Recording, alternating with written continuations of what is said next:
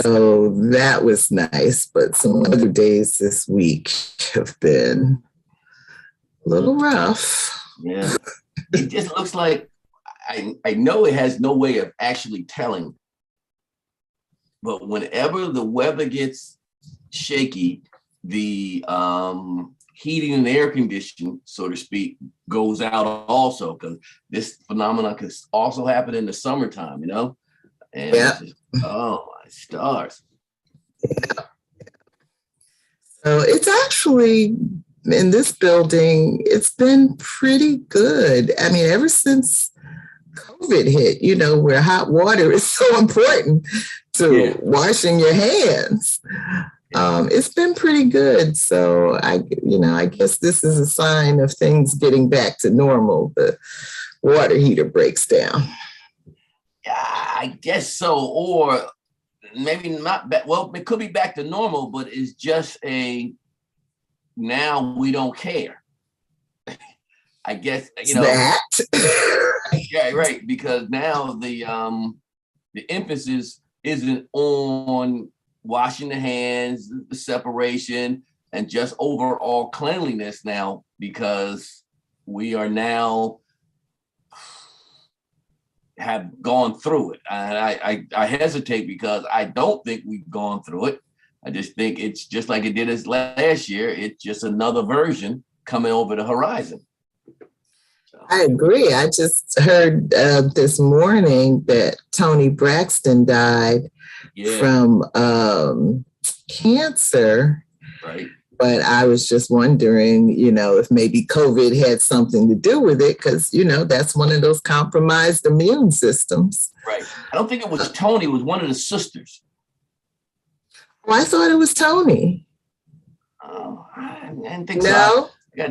I don't know. I got to double check it, because she was 50 years old and Tony Braxton was older than that. Oh, okay. We'll see, but it's definitely one of those things. Yeah, I mean, because you've been fighting it off long as you could keep everything else at bay. Because when you have cancer, all the drugs they give you to keep the cancer away compromises your immune system, and there go the situation. Yeah. So I'm just still acting like COVID is here, because I'm in that same camp. I am still very cautious. I still schedule. I go to the grocery store early in the morning. They make allowances at 6:30 for seniors and people have mobility issues or other questions, so you can get in. I've never seen them ask for ID so they can see how old you were. But if you're willing to get up that early and get in there, they let you in. So I still try to take advantage of that. My son called me and wanted to know that I want to go over to the car show with him. I don't think so, Jay. Just to go look at cars, I'm not going to take the chance. It's just not worth it. And it's over at the convention center. And I think now certain people are looking for a reason to get out. And I'm that person that's saying, well, maybe not this time. Let's see how it all rolls out before we start stating that we're cured or it's over with. I think we're quick to use those terms, and then come fall of the year when people start going back inside, oh my God, this is on us now. So there you go. Yeah. I think really what we are is tired of it. Oh, most definitely. No, we are definitely tired of it. I don't think anybody. Well, you got those idiots, that it's your right not to. I think being that we are sharing this space together, it's not like we've got enough space, an area where I don't have to come in contact with anybody and so forth and so forth. So we got to share the space, and we got to be at least considerate of the other people that have to share the space. And that's not the case. Yes, we go from there. All right, I'll do the greetings. Okay. Good afternoon. Greetings to the conversationalists for reading change, or a reading for change cluster number 3. My name is Leon Salter, residing in Blackwood, New Jersey. All right. And I am Michelle Odom in Brooklyn, New York. And here's my book. Begin Again. I forgot to hold up my book. James Baldwin's America and Its Urgent Lessons for Our Own, by Eddie S. Glaude Jr. Yes. Yeah. One thing I noticed this chapter, the first one is frustrating. Second one was confusing. The timelines. Eddie had mentioned that James was sick. So when he mentioned certain things about like Dorothy Counts and coming from France, going back, it didn't make sense when you tried to make it make sense. So, and throughout the chapter, he would throw in these pieces. And I'm not sure if that was Eddie's attempt to show us some of the confusion that James had or what. I don't think so. But I mean, I do think this was a kind of difficult chapter. There was a lot going on. And it was not, the pieces weren't like clearly connected. Yes. I really did have to read it a couple of times and read it very closely. I think in the end, I finally got where he was going. And so I did write a summary that's in the agenda that I think kind of gets at what he was trying to say. But I do think, it was a difficult chapter for me. Yeah, it definitely was. I found it to be, I say disjointed. Then I kind of, when I reread it, at certain points, I got it. Okay, I see this now. Okay, like I'm on my third reading of the chapter. I'm about page 47, and I'll finish it up later after our conversation. But it took quiet, careful thought and thinking about what's this man trying to tell me. Yeah. And so you haven't read ahead to chapter 3 yet. No, and neither have I, because we had to slow down. Right. We had to slow down and see what's going on here, because it's a little book. It's a short book, right? But he packs a lot into it. A lot. So especially this one. And this one, when we start discussing it a little more, it was so many, in my mind, symbolisms. And I wasn't sure if Eddie was showing that James was on point years ago, or this is his analysis of James and putting it on point. But it was, the thing with his father, which I really kind of honed on, was, geez, oh man. The symbolism was, intergenerational hate or the lie. I go back to chapter 1, the lie. I think that the key point is that trauma, all kinds of trauma, individual, personal trauma, collective trauma, all kinds of trauma, where it's on our mind, it plays with our mind, it affects our mind, it clouds the way we see truth and history and memory. And so in James's case, there was the trauma that came from the stepfather. There was sexual abuse. You got this white man grabbing at him. And then there were all of the ways that he experienced what was happening during the civil rights movement. I thought it was even before the civil rights movement. It was, as he grew up in Harlem as the oldest sibling, had to take care of the siblings. and the trauma of dealing with his father, his stepfather, the trauma of negotiating, the example of seeing a Black man handcuffed and beaten by police. That's traumatic for both parties there. The Black man who was handcuffed and anybody who had to witness that who happened to be Black. Right. So the trauma, family trauma, the trauma of American racism, other kinds of personal traumas going on. Being a gay man, I think that wasn't explored. Not, like I said, I hadn't read for it yet, so I don't know if he talks more about that. But the trauma of being a gay man, you being a PK kid, is that how preachers were. If you had a two pastel of a shirt on, you could be, in our community back then, considered gay. It was like a white and black role back then. So it was like either. I'm not going to let you blanket preachers because my daddy was very progressive. He would wear a pastel shirt, and he had at one point a gay man who was leader of the choir, musical director. That was the norm, or that was the framework that person fit into? Okay, that was progressive for Doc. It was progressive. But he had another guy, and you might have known this guy. Bennett? Big. I wasn't gonna call his name.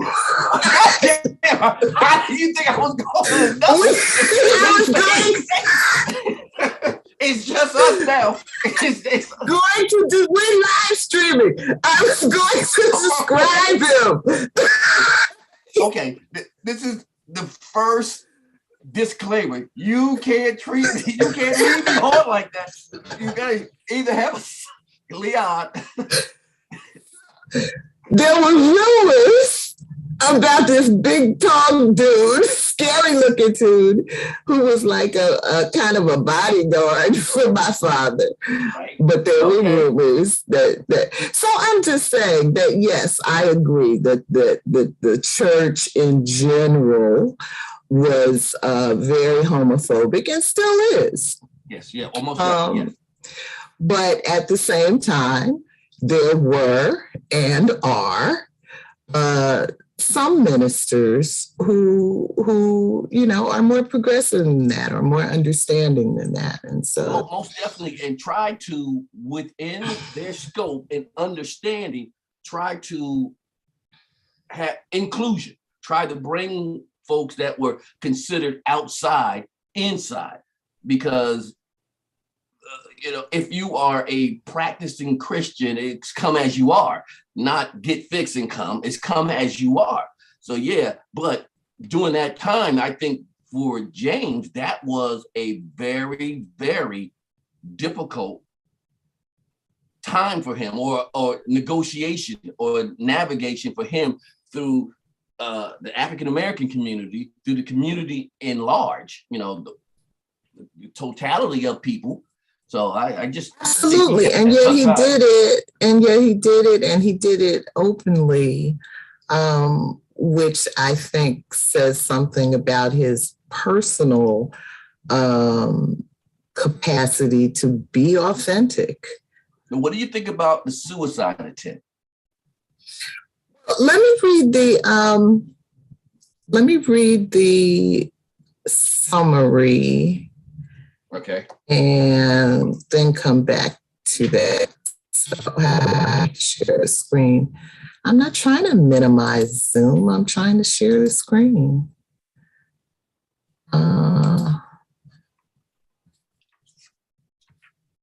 Okay. A little bigger.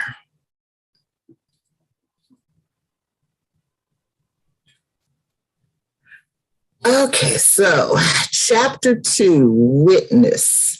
In Begin Again, James Baldwin's America and Its Urgent Lessons for Our Own by Eddie S. Glaude Jr.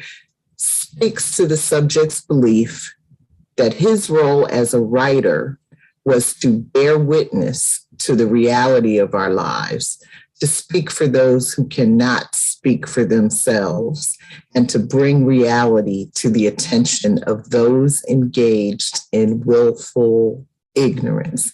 Now, that sentence right there, I think, just sums up everything Eddie was really trying to do in this chapter. Yeah, but that sentence there is very succinct and clear. What Eddie gave us was a lot of questions. Right. But this is what I got out of struggling with that chapter. Yeah, I can agree with you there. The act of witnessing is complicated when we try to recall traumatic events and experiences. Baldwin was as familiar with this perversion of memory as he was with trauma itself.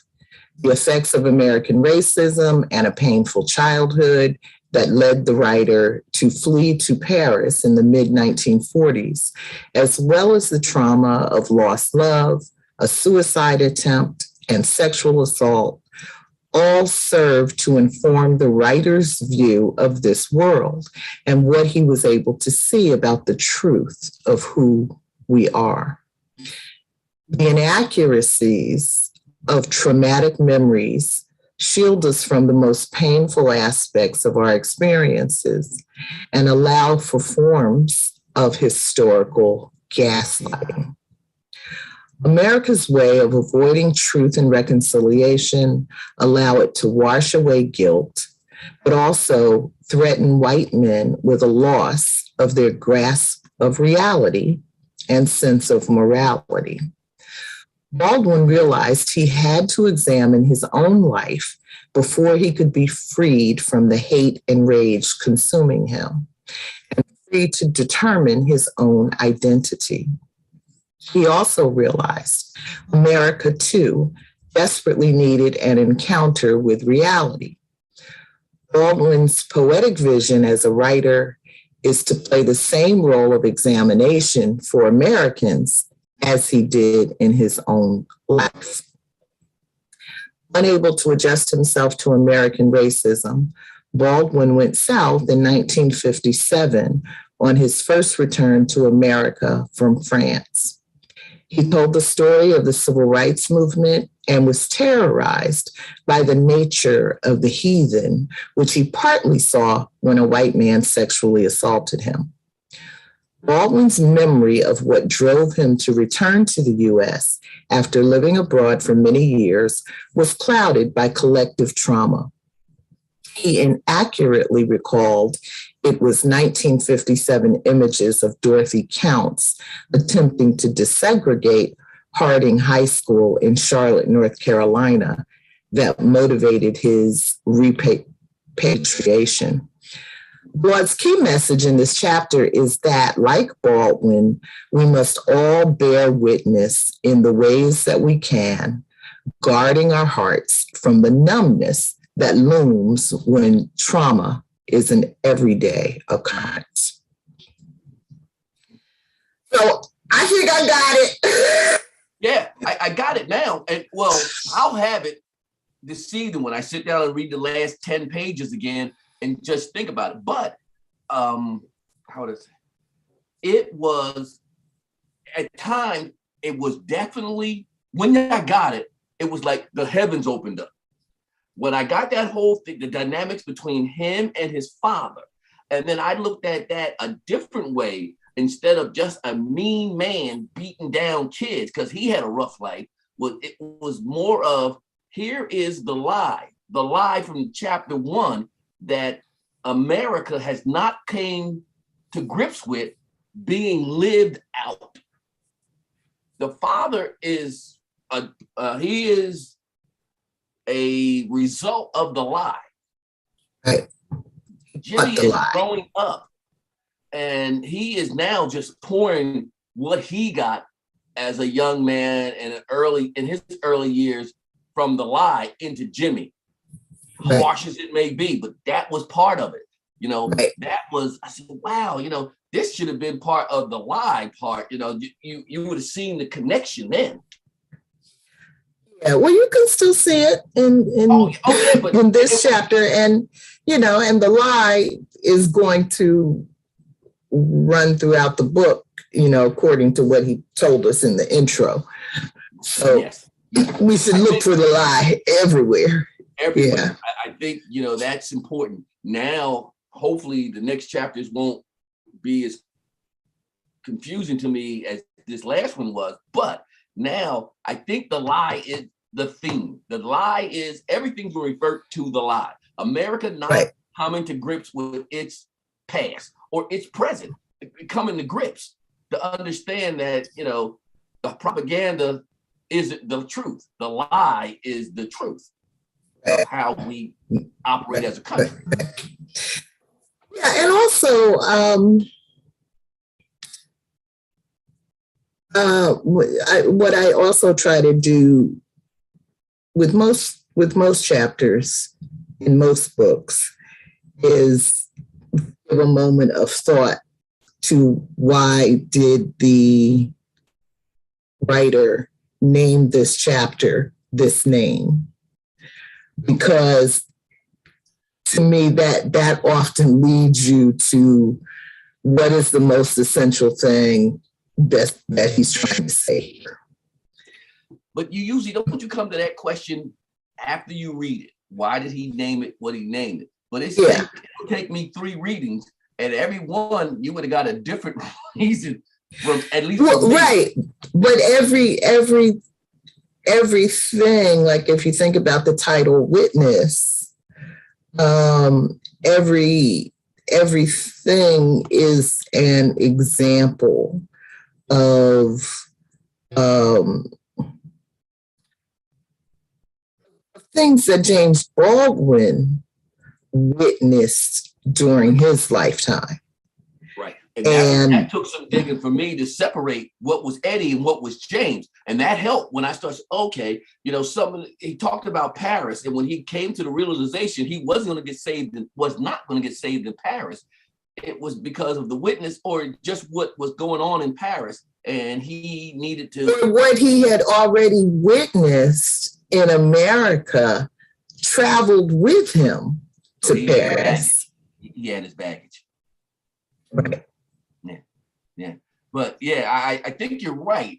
Asking that question, why do we call this the witness? But then when I go back and I read the first 3 or 4 pages that dynamic with his father, and I really stuck on that okay, this is from James' perspective. This is the witness. This isn't Eddie analyzing it. This is from James' perspective. And now he's saying, I could not continue on. I couldn't get the job. The wife worked out at the post office. I could not. And but the chapter actually begins with the Dorothy Counts story. Right. So I thought this was going to be a chapter about desegregation. Well, Dorothy Counts threw me off that right at the beginning. Then we got him fighting with his father. But that's what I'm saying. When you think about the title and you think about that Dorothy Counts story, all he really was using the Dorothy Counts story to say was James's memory had become clouded by all the traumatic things that he had seen, so that years later, when he would talk about the Dorothy Counts situation, he had come to believe that was why he had returned from France to America. Now, wasn't that in chapter 1, he mentioned that James was sick around the time when he came? Well, he had health issues coming back. And I thought that was part of the confusion, not Alzheimer's sick, but part of the confusion of him lining everything else up. Because when they talked about the time at Howard University, and they were specific about the time. Yeah. And that was like 53, 54. No, I think that was 63. 63? Yeah. Okay, all right, I'll go back. But still in all, James had that right, and what was wrong on Dorothy. Yeah, well, right. But I didn't at all get that it was like a physical health problem. I think just it's totally the effect of trauma. Yeah. And, because then everything else in the chapter is basically an example of something traumatic that James had experienced or witnessed. Right. Okay, now let's move forward to present time or current. The trauma is still here.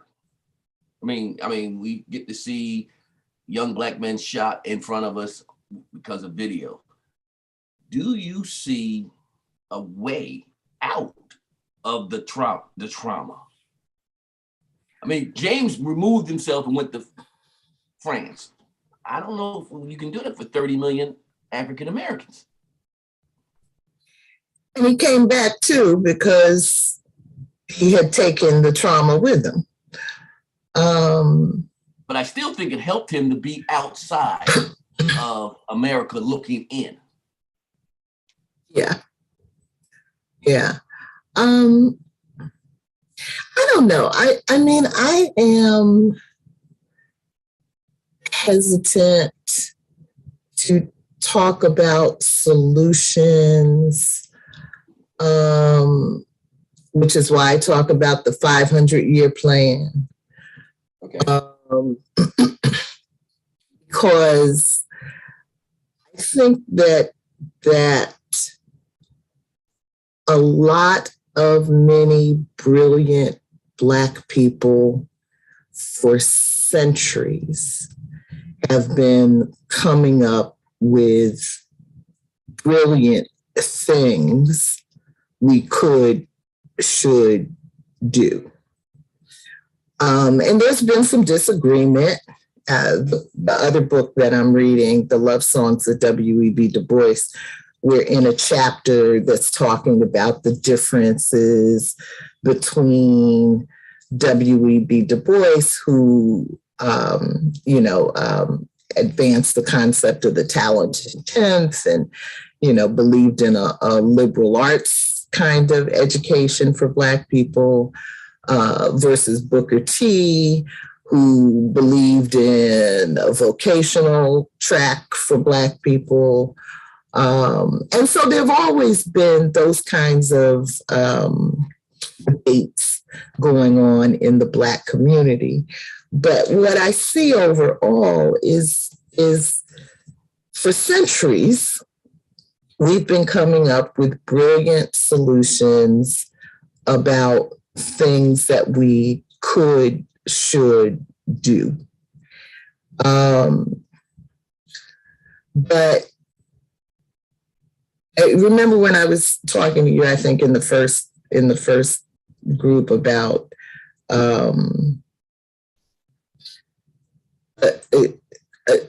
how there are all of these plans, but what we don't seem to have is any idea about how to implement them. Because the implementation, the management of anything, as a manager yourself, it's not fun. It's not sexy. It's not, it's not anything. Well, they do write books about it, but nobody wants to sit around and read a book unless you are a manager about management. And so that part kind of gets left out of the discussion, the implementation of all of these brilliant ideas that are out there. So my feeling is that there are a lot of things that could work, but the bottom line is you have to do them. You can't just talk about them. You can't just spout off ideas if you don't actually do the work, if you don't actually confront the devil in the details, if you don't actually, have a plan and work the plan, then we're going around in the same circles that we've been going around in for centuries. So, so if your question is there a way out of the trauma? At the moment, no. In the short term, no. I don't really think that there is. In the long term, I can imagine how we might get there. But that's having a plan and working the plan. But trauma is always past tense. You can imagine future traumas, but trauma is past tense. So right, and to go with the example of James and his father, as you said a few minutes ago, the father, David, was passing on, right, trauma to his son. What if David was not passing on trauma? What if David was passing on mental health? What if David was passing on high self-esteem? What if David was passing on, good academic skills? There are all kinds of things. But so until we start to actually do that. Yeah. Yes. Yeah. I agree. I think you're right. I mean, the passing on is part of it. And I think here in America, we get bogged down in superficial things that are on the edges, like financing. How are we going to pay for this? Okay, they're sending more money to Ukraine right now, and nobody's bitching about nothing. Nobody's bitching about nothing. You got the Republicans and the Democrats hand in glove. Right. Sending money to these guys, just sending money. Nobody's saying anything. Nobody talking about nothing. But my point is, do we, as African Americans, do we get into a situation where we become either confrontational, the clog in the wheel, and say, hey, we can't send, in one package alone, it was $4 billion worth of weapons and supplies to Ukraine. That's one. They sent about 3 or 4 different other packages, the rockets and all this stuff. Now, Poland is giving them planes, but we're paying for them because we're giving them Poland other planes. So my point is, they always tell us, you got to see if we can do this with it, or how we're going to pay for it, or how this is going to happen, And for some reason, when the white world needs a shining example of somebody to come save them, it happens here in America. Putin is running through parts of Africa. The Chinese are running through parts of Africa and just as vicious as they want to be. In the U.S. too. In the U.S. too. We've got other friends out there beating up on people. Israel. Israel and the Palestinians, I think we should be out of the bed with Israel because it's just terrible. But we seem to have all the money. They got Iron Dome. They got anything that they wanted. And nobody said, well, how it's going to look for us to give Israel the Iron Dome or give Israel this. It just happened. Now, I guess I don't see us doing much without the support of the United States government. I just don't see it. And I don't see us getting the support of the United States government without first addressing, one of the expressions that I learned from you that has stuck with me over the years is control the controllables. Yes. And that's all I'm saying here. I don't see us getting the reparations that we rightly deserve without first controlling the things within our own community that only we have the power to control. And so power concedes nothing without a struggle.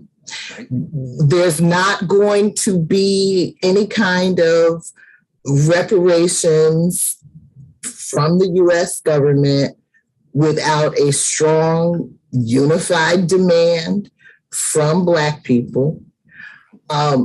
We don't all even believe we deserve reparations. Okay. We don't all even believe that reparations are possible. We can watch them give reparations to the Japanese and anybody else. Right. But somehow we don't think it's possible for ourselves. And so there's just, as I think I've said to you before, if you think about Kwanzaa, which, I've been celebrating for a long time, but the week starts with unity. Unity, yes. But you could just stay on that one principle. Stay here. And understand that we haven't got that. Right. So you're not in a position to move to the other principles. Right. It's like a sequence. Right. It's a building process. Yeah. And and this is what I mean by we don't seem to understand that implementation matters. So if we don't figure out how to have unity, then whatever else that comes after that we might want to talk about is just like stuck in the pipeline somewhere.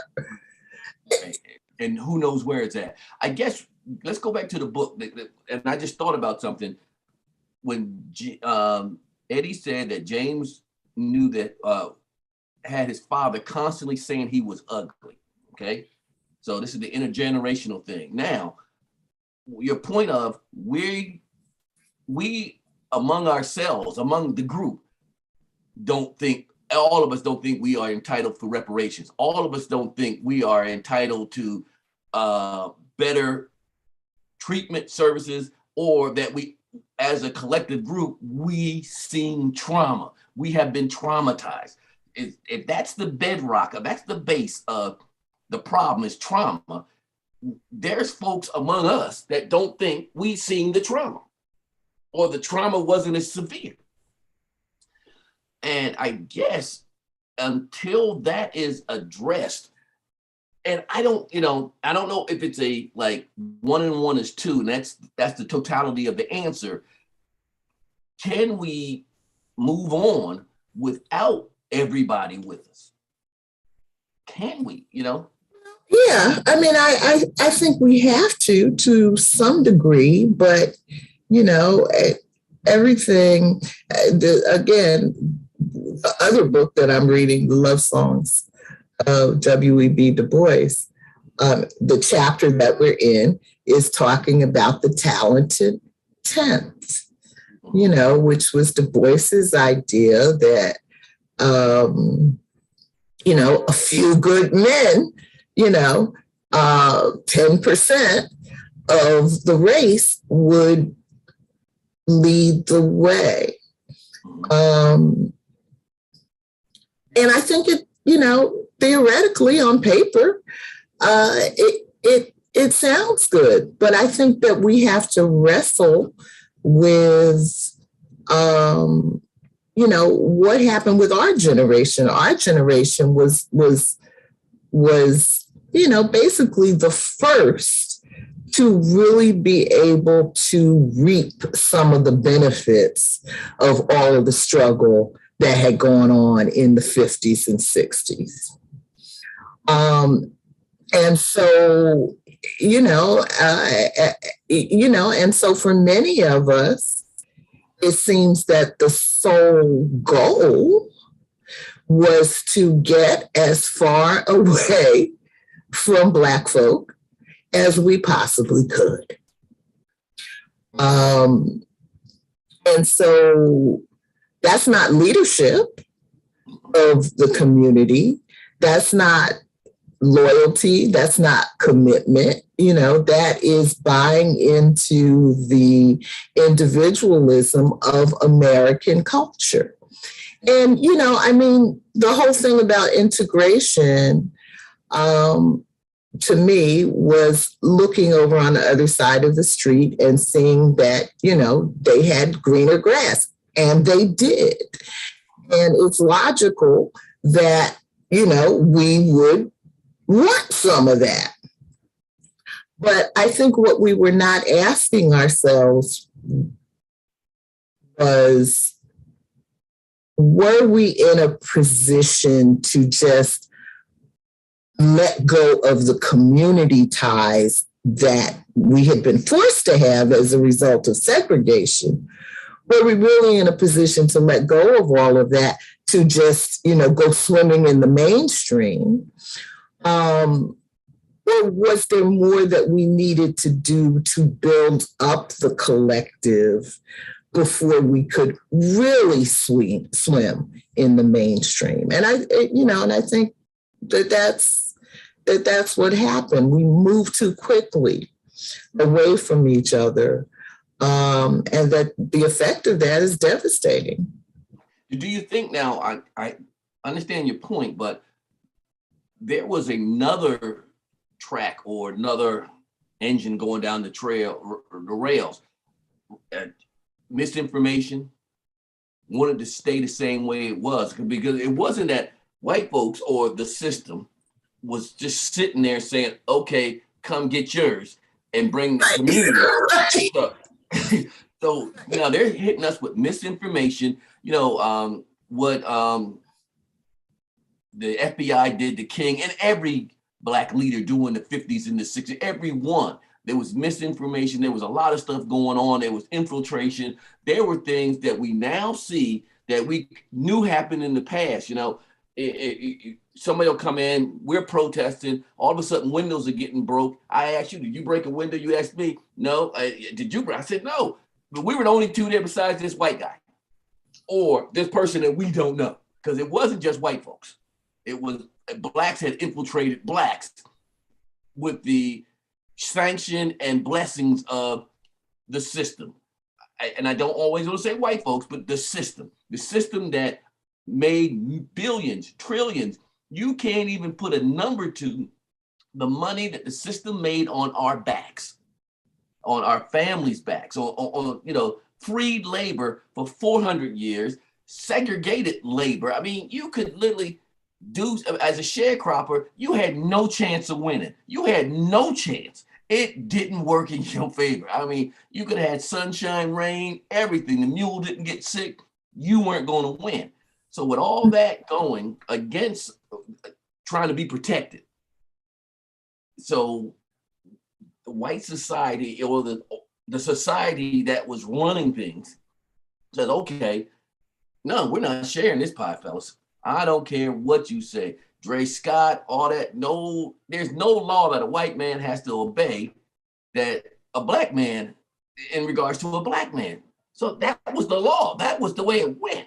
So at the same time as we separating from the community, and it wasn't that just as we separating from the community, the paper bag trick. They put the paper bag next to you, say, okay, Michelle, you could come across the street, but your buddy over there, Tar Baby Leon, got to stay.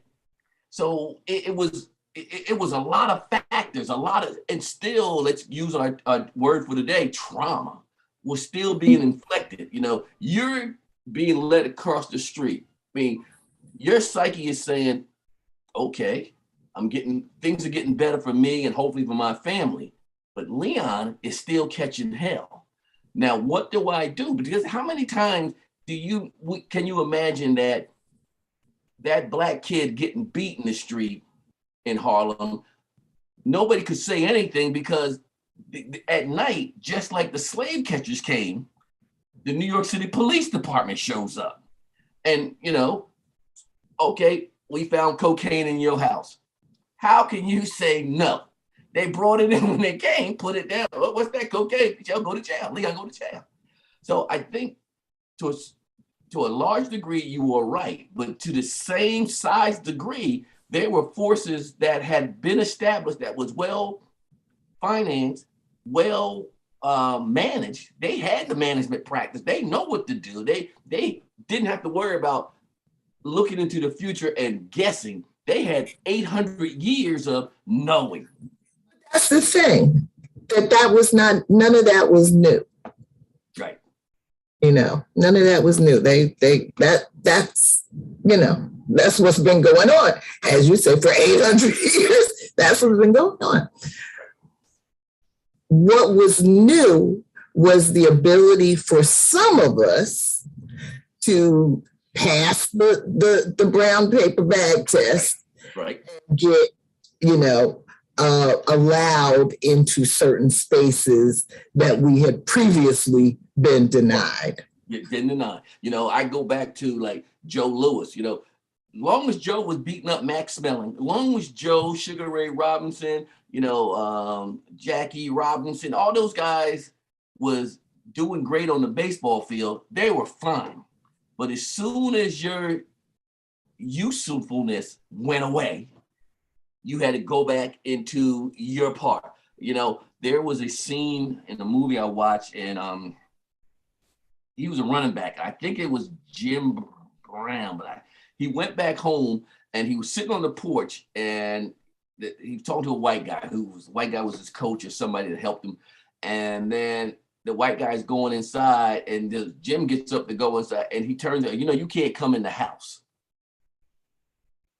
So even though I help you get into college, I help you do this, but there's still boundaries. There's still, I'm still inflicting trauma on you. I'm still holding back. You know, the boundaries in our case is traumatic. There are traumatic, it's not like, oh, shut the door. You know, shutting the door in somebody's face could be traumatic. I mean, when the door's been shut in your face forever, and you get it one more time, that could be the time, that's the straw that breaks the camel's back. So you're right that we somehow separated, but I think there was a lot of misinformation on separation. Oh, you're gonna do better, and you can go back and get Pookie and Tyrone and this one and that one and Tanisha and all them. And then anytime we grew up in Hiltonia, which was predominantly white. So they would make it difficult for you to function. So you would just say, I just need to keep my mouth shut. Now it's self-preservation. Just a natural thing to do, because very quickly we could be back down South Trenton. We could be, you know, down the other end of Stuyvesant Avenue. Okay. And when there's only 2 or 3 up there, y'all got to go.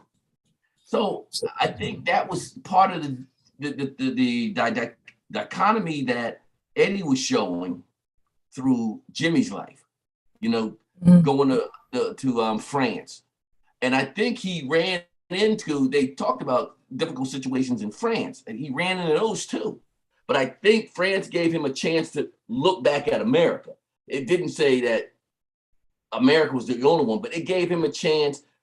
Sometimes I watch the news on some of the cable stations, like they'll give, there's a Japanese station, speaks in English, but they're reporting from the outside in. So they look at it a little differently. So, you know, he also came back to America when he saw that the civil rights movement was popping off. Right. He wanted to be where the action was. And so he came back, and he went south, you know, to the most intense area of activity. And we see that going on now with Ukraine, where, you know, people who are not even Ukrainian showing up in the country to fight on behalf of Ukraine. Right. And expatriates coming home. Right. You know. Yeah, what you're saying is true. And Jimmy Baldwin probably wasn't the only one. You know, when Stokely left, he came back. Malcolm left, he came back. I don't think Malcolm had lived away, but he went on that pilgrimage to Mecca and everything, but they came back.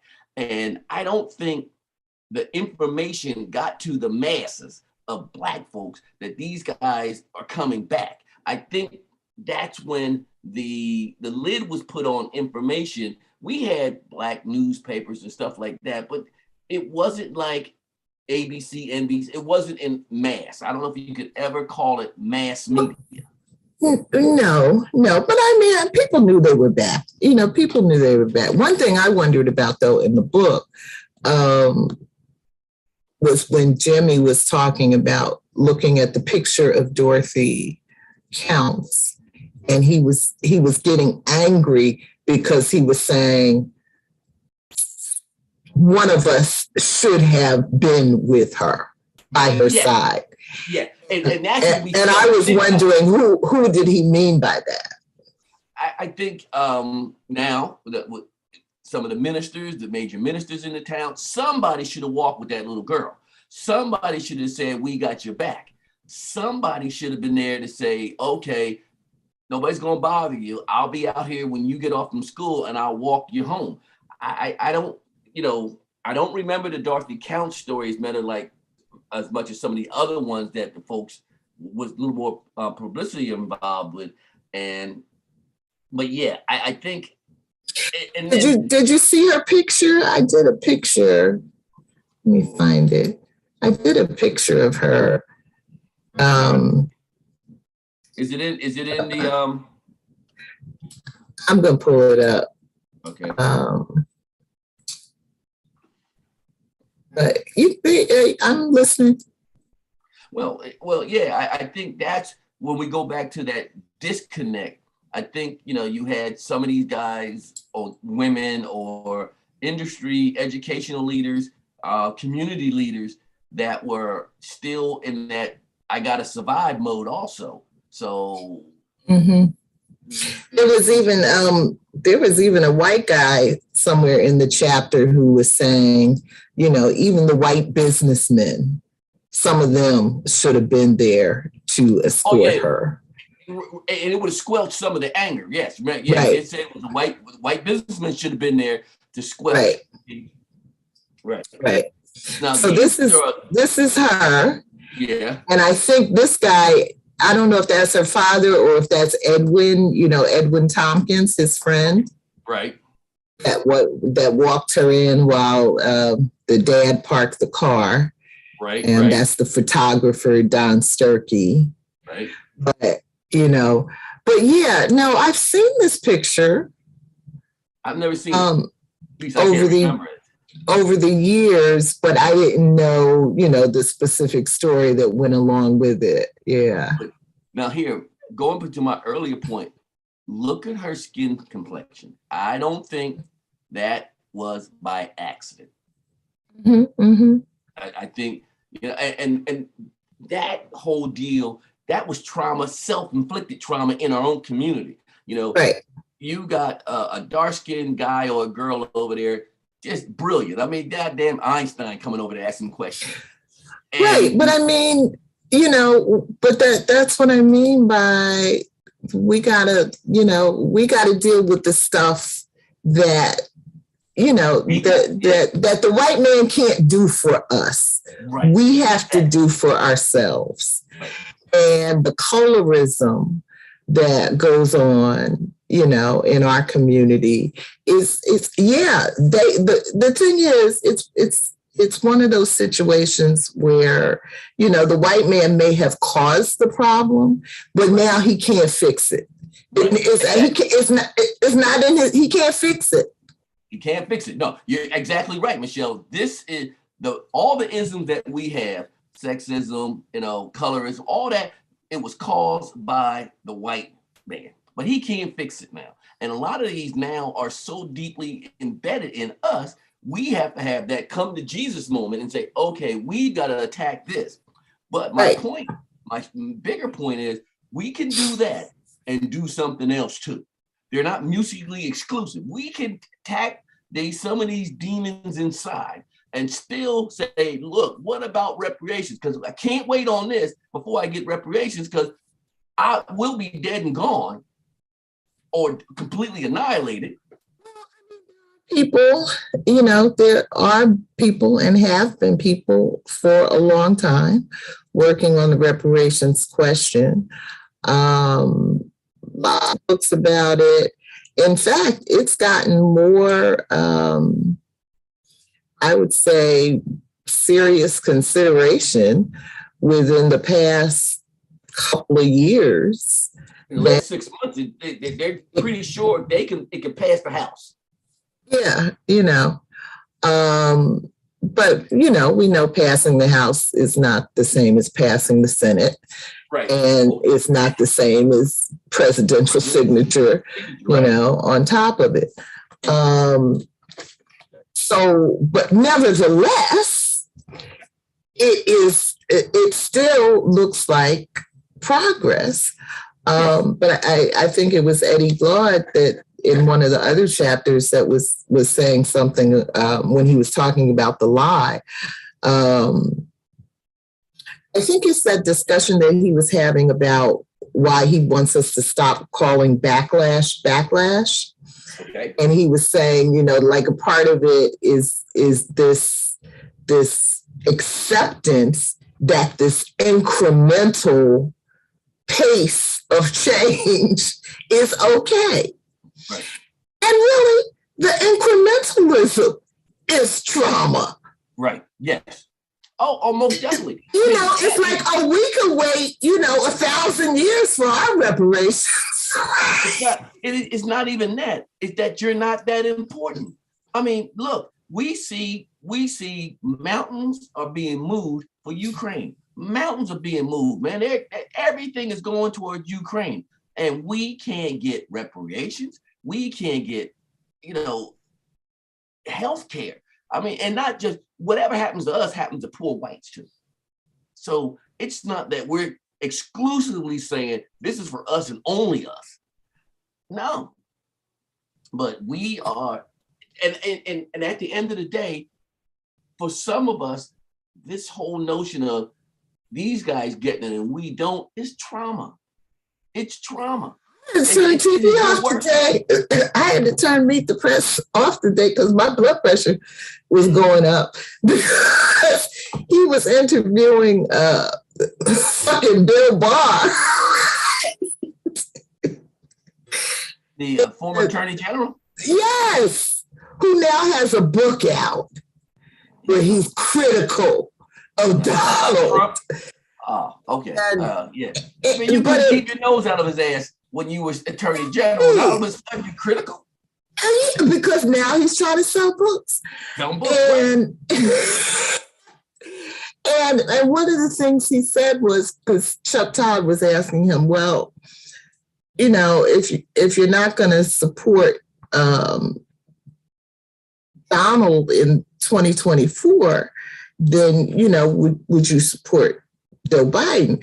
And so Bill Barr was saying, well, no, because I think that some of those leftists, some of those progressives in the Democratic Party, they're just dangerous for America. So I had to turn off the TV because we allow, and I'm not sure how it might be just down to bottom line. They control a lot of the major media, but we allow that nonsense to be said and then be passed around. Fox News talks this crazy stuff. It's just crazy. I mean, it's crazy for him to say something that ludicrous at times and not look in his own backyard, the nuts that are dangerous. Right. So the basic services, $15 an hour, the little minimal basic stuff that people are looking for is characterized, in all these ugly ways. And so we don't, but that's the world, that's the world we're in, that's the country we're in. And I always say, as much as we want to have easy answers, that I really think that we have to embrace the complexity. I have always had, I had a measure of admiration, I guess, when they came out with that contract on America. It was a horrible, evil uh, spawn of the devil. Mm-hmm. But I could clearly see how they had gotten together and they had essentially looked at every area of policy and said to themselves, now how can we fuck the people over here? How can we fuck them over there? And they came up with a brilliant blueprint that took them step by step. And they're doing the same thing right now. They're going around the country. They have hundreds of bills under consideration all across the country in the area of voting rights, in the area of right to choose. Now they're on the transgender people, but that's what they do. They're not just working one state at a time. They're not just working one bill at a time. They are flooding the market so that we are overwhelmed. But when I say embrace the complexity, that's what I mean, that until we come up with that kind of a strategy, where you're working every single state house, every single city hall, every single school board. Yeah, right. That's what that's how finite they are, and it's big picture, long game, and that's what they're doing. And for some reason, and this is my personal opinion, that there's so many closet Republicans in the Democratic Party that we are basically fighting ourselves right out the bat. I mean, the strategy of, we're going to work on Georgia and only Georgia, or no, you work on all 50. You're doing all 50 because it's the cumulative number of the all 50. We work on the East Coast and the West Coast and a few blue or purple states in the center. And the Republicans are slowly chipping away at everything. And that's where... Not slowly. They are moving with all deliberate speed. Yes. And that's where I think... Segregate schools. We have to somehow change the strategy at a lot of different organizations and get away from this one. That's what I mean. It's an implementation question. It's a strategy question. I remember, and I guess it's time for us to almost stop, but I remember one of my early fights, one of my only fights, because I don't really fight that much on Facebook, but it was with a woman who was very active, I guess, in doing marches and, that kind of thing. And she was promoting some event, some march. And she was telling all of her Facebook friends that, if they were in the area, they really needed to be there.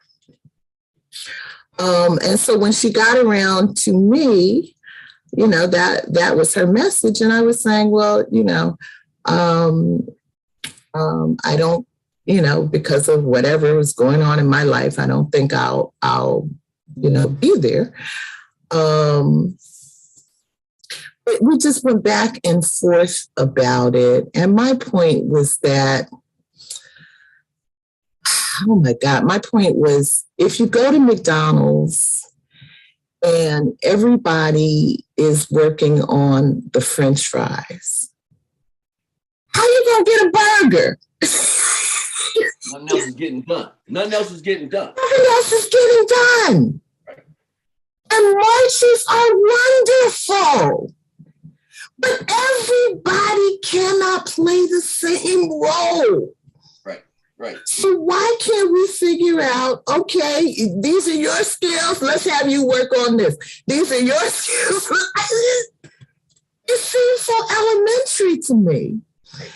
But we get stuck in these places where it's like we just keep doing the same shit over and over.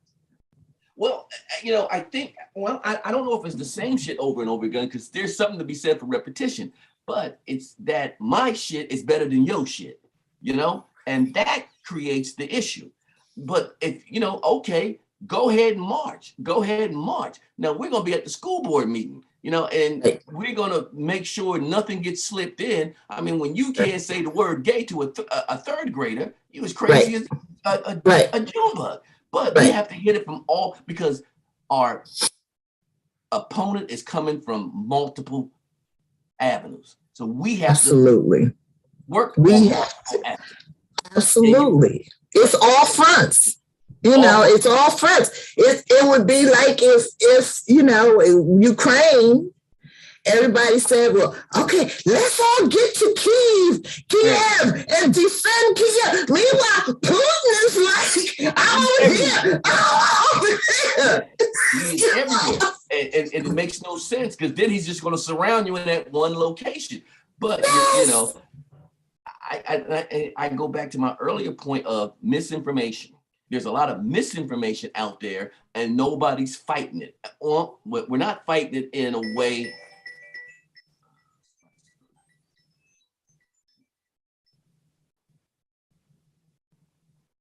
All right. We're not fighting it in a way that,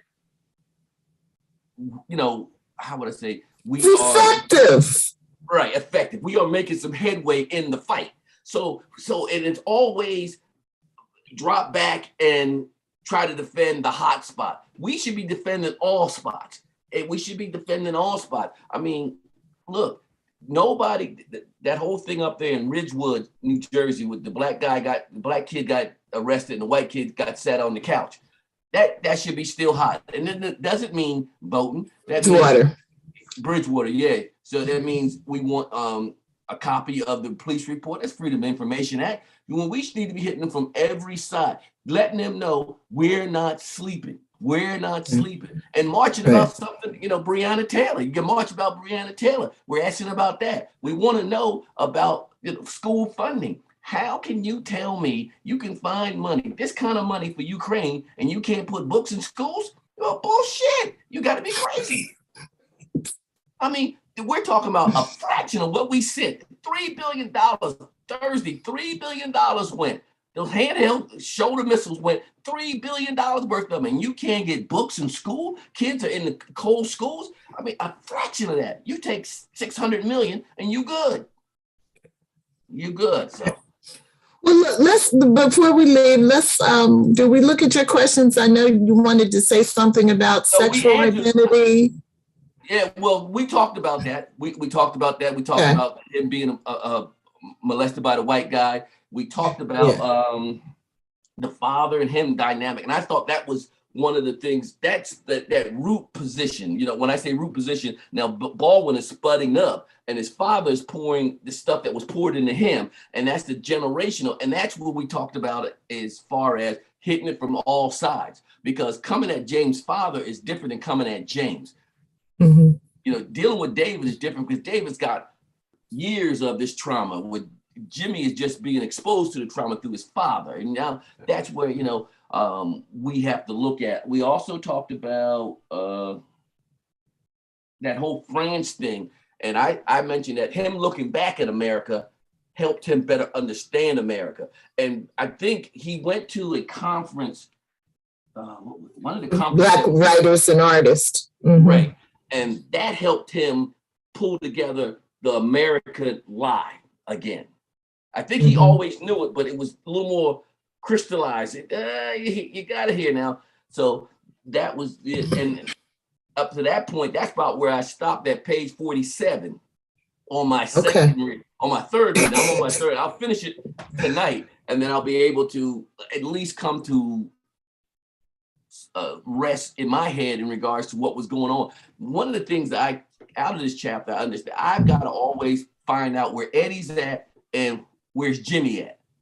Because when you read it, if you read them like it's one person, you're going to be a confused asshole. So you got I think the main thing is Eddie is acknowledging that we're all witnesses. In the end, he talks about cell phone cameras, so this story starts out with Don Sturkey, the photographer at the Charlotte Observer, Right. who created that image of Dorothy Counts that went around the world. Went around the world. But but now we all have, in our hands, right? We got it. Video camera. And so, just like who was it? What's her name? Darnella Frazier. That did the video on George Floyd. Right. And I remember saying at the time how traumatic that must have been for her. Right. And I was in a book group, and my two of my nephews were there. My nephew Larry was there, and I remember Larry saying, he was like, grandnephew Larry or Larry Jr. He's not. Well, we're not going to start that. Okay, I'm sorry. He's my nephew, and he is the third. And I gotta throw it when I throw it. And right, he wrong, or different. He was saying that maybe that was not traumatic for her. Maybe that's the kind of thing she sees all the time. It still makes it traumatic. Yeah. Yeah, you can see something all the time, and it's still but what Eddie is cautioning us about in this chapter is that when you see stuff like that all the time, then the risk is that you become numb. No, right. Then you become numb. No. It becomes the norm. It becomes second nature. So like that's that broken glass or broken window syndrome, So one piece of trash on the ground and nobody picks it up. Now you got 10 pieces on, I got 100 pieces on, and it just becomes normal. That's the way it is. And we have to be very conscious of that. And I think one of the things in closing, we have to, as a community, sometimes put our arms around people who have been in a traumatic situation and let them know. Because sometimes, like what Larry said, it might not be traumatic to them because the mind does some strange things and just suppresses it. But we need to reach out and say, hey, because when it comes back out, you wake up in a cold sweat because you just experienced this in your head, just like you was there last year, 10 years ago. I've heard rape victims who have smelt something and it was like they were right back there. It was like, wow, just smelt this. So it was either, whatever they were at, and they smelt something and they smell it again, and the mind, bang, takes you right back there. So we as the bigger community have to start saying, this is a traumatic situation. In a car accident, whiplash, these traumas, we deal with them. From a mental health standpoint, we have to deal with them. We got to give some people a way to cope and some tools and mechanisms to survive, because what happens is you become David Baldwin, an angry person. One of my Facebook friends, Dr. Fema Bryant, I saw today on Facebook, she and some other psychiatrists or scholars are doing a series of workshops called How to Heal from Trauma. Mm-hmm. And so I will actually look for that link and I guess post it as related to this chapter. Most definitely. But I think that's the thing. Once you recognize, that you're dealing with the effects of trauma, that's the next step. Heal from it. Right. Now, remember, and it's got to be 15, 16 years when you told me you had the chronic problem because you were exposed to the carbon monoxide. And, after checking and stuff, that is a problem. You see it a lot in guys who work in the industry, auto mechanics and stuff like that. So, and, sometimes when you don't realize it, oh, that ain't nothing. And that's what we as a community, I mean, I'm not crazy. I'm not this, I'm not that. But if every day you seeing this stuff, I mean, little things, why these kids aren't being treated fairly? I mean, the cop come on, you stand over there, I mean, and it doesn't always have to be a billy club to the head, but it's just how they talk to you, how they treat you. You're just being, you see it, you see the dichotomy, you see that I ain't getting the same thing that Billy over there is getting, or Karen's getting. And it just is being suppressed. Now you out there trying to put your hands around this cop's neck. And you're trying to say, well, how did we get to this? So we have to, be conscious of it and make our voices be heard, that trauma is something that it's everywhere and we need to deal with it. And I think awareness and acknowledging it is there is the first step. And that's the biggest step. That's it. That when you acknowledge, then, and then there's, self-help meditation. There's a lot of things you can do to try to lower the pressure and go from there. All right, Shell, it was always a great time. Okay, next week, what we should do, so Dr. Karen is up to speed, is have some type of review on chapter 2 and then go into chapter 3. Yeah, you want to do it? I think so. I think just so we're not talking ahead of her, even though she's read, but now we got the collective of me and you talking about it and coming up with some thoughts and conclusions from there. Yeah, I'm sure she'll be up to speed. But it's a good idea. It's a good idea. About it. And she can always go back to the Facebook page or to the YouTube page and look at it and hear what we talked about also. Yeah. All right. All right. Have a nice day. Take care. Be safe. All right. You too. All right. Peace.